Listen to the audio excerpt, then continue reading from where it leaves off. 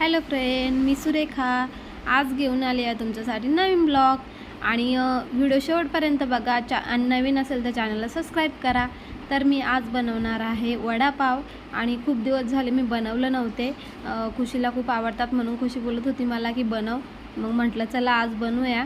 तर त्यासाठी मी पहिले बारीक चिरून घेतले 2 कांदे बारीक बारीक आणि एक वाटण तयार केलं। त्यामध्ये थोडंसं आलं, 2 लसणाच्या पाकळ्या, थोडीशी कोथिंबीर आणि हिरवी मिरची, जो मला जसं तिखट बनवायचं असेल तसं।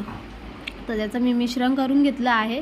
मग पॅन ठेवला आहे गॅसवर, त्यामध्ये थोडंसं तेल, थोडं राई जिरं, थोडंसं हिंग आणि बारीक चिरलेला कांदा टाकून मस्त परतून घेतलं।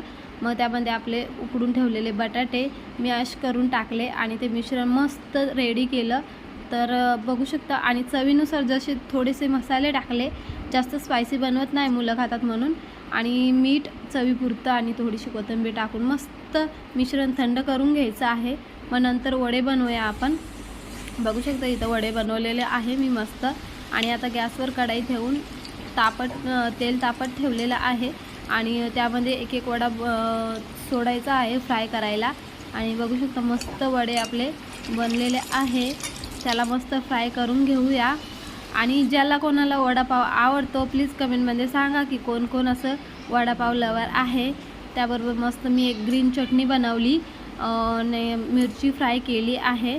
आणि बाय गाईज, भेटूया नेक्स्ट व्हिडिओमध्ये।